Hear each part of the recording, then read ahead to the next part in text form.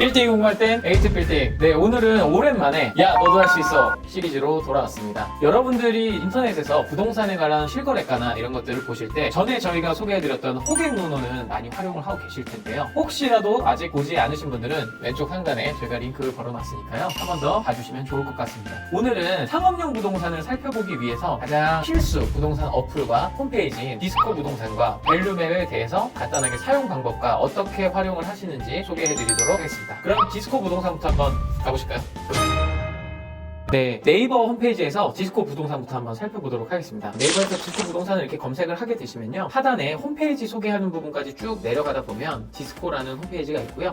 여기에 클릭해서 들어가시게 되면 디스코 홈페이지로 접속이 됩니다. 휴대폰에서도 동일하게 디스코라고 치시면 앱을 다운받아서 똑같은 포맷으로 이용을 하실 수가 있습니다. 디스코 홈페이지를 들어와서 가장 먼저 눈에 띄는 게, 저희는 이제 신사역을 기준으로 띄워놨는데요. 신사역 주변에 굉장히 거래 정보가 많이 떠있죠. 그만큼 거래가 많이 됐다는 거고요. 우선 여기서 먼저 하셔야 될 게, 좌측에 보시면 제곱미터와 평으로 표기를 하는 것을 전환하는 게 있는데요. 제곱미터가 모든 공부의 기준은 되지만 사실 평이 익숙하시기 때문에 평으로 클릭을 하시게 되면 제곱미터가 아닌 평으로 표기가 됩니다. 그리고 그 밑에 이제 거래 금액을 평당 가격으로 볼 것인지 아니면 거래된 총 금액으로 볼 것인지를 설정할 수가 있는데요. 여기도 그 바로 하단에 총액을 누르게 되면 거래된 금액들이 이렇게 보시면은 20년 10월에 94억 5천에 거래가 된 이렇게 총액으로 표시가 됩니다. 근데 반대로 단가를 클릭을 하게 되시면 토지, 건물, 집합 건물에 대해서 설정하는 게 있는데요. 이건 기본 설정대로 그대로 활용하시면 됩니다.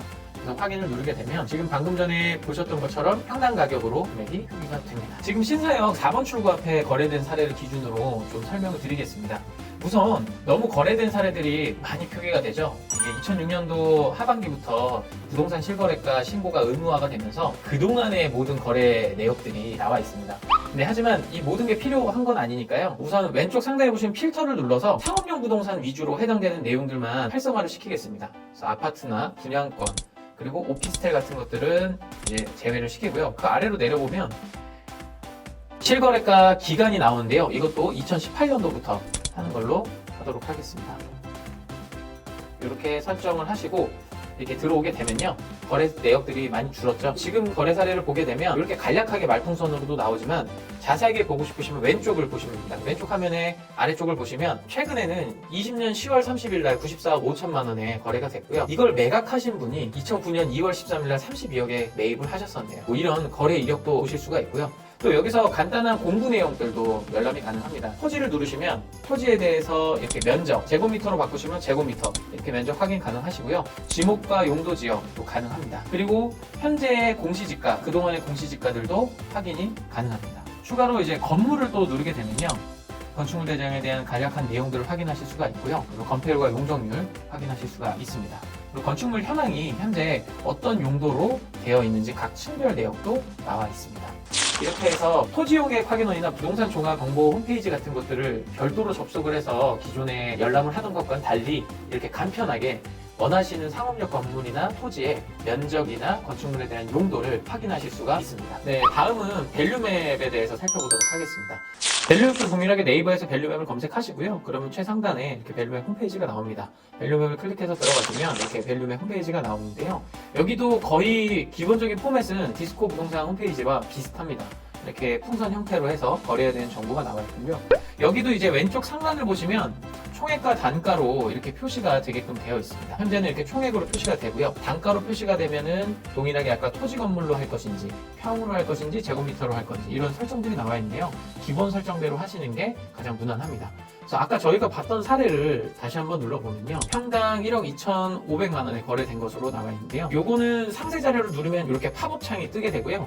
건물 사진들도 나오게 됩니다. 디스코 부동산하고 또 다르게 표기되는 방법들이 있어서 조금 더 활용도가 좋거나 본인에게 맞으시는 쪽으로 사용을 하실 수가 있을 것 같고요. 밸류맵 같은 경우는 하단부로 내려보시게 되면 이제 건물에 대한 토지 정보를 간단하게 알 수가 있고요. 그리고 건축물에 대한 정보도 보실 수가 있습니다. 네, 밸류맵에서는 디스코랑 동일하게요, 이 왼쪽에 보시면 여러 가지 항목들이 있는데요. 이 카테고리들을 이렇게 눌러보시면 용도에 맞춰서 필터링을 또 해서 원하시는 결과값만 지도에 표시가 되게 됩니다.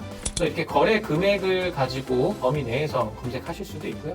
여기도 동일하게 이제 거래 연도도 나와 있습니다. 규모도 나와 있고요. 이런 것들을 좀 찾아보시면서 원하시는 필터링을 하셔서 보시는 걸 좀 추천드리고요.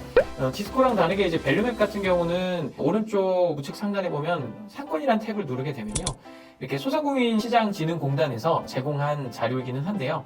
이 상권이 형성되어 있는 지역들을 이렇게 붉은색으로 표기를 해놨습니다. 근데 사실 뭐 저희가 자세히 본 바로는 그렇게 정확하지는 않고요. 참고하실 만한 지표로만 보시면 될 것 같습니다. 네, 이렇게 해서 간단하게 사용하는 방법에 대해서 좀 안내를 해드렸는데요. 사실 이 디스코와 벨룸의 모두 기능과 활용도는 비슷합니다. 다만 거래 신고를 기준으로 거래 사례들이 업데이트가 되는데요. 이 업데이트 되는 것들이 조금 상이한 경우들이 있어서 디스코에는 거래 사례로 등록이 되어 있지만 벨룸앱에는 표기가 되어 있지 않거나 혹은 그 반대인 경우들도 있습니다. 두 가지를 관심 있으신 지역을 검토하실 때 꼭 크로스 체크 하시기를 바라고요. 그리고 이 두 가지 앱이나 이제 홈페이지는 관심 있으신 지역에 최근 1년간의 거래 사례를 중점적으로 살펴보시는 것을 권해드립니다. 사실 최근에는 많은 거래들이 이루어지고 있어서 1년 이상의 시세들을 파악하시는 것보다는 최근 1년 사이의 거래들을 파악해보시는 것들이 빌딩 상담을 받으실 때, 매입 상담을 받으실 때 어떠한 기준이 되실 수 있고, 또한 브리핑이나 컨설팅이 객관적인지 그렇지 않은지도 판단하실 수 있는 근거가 될 수 있습니다.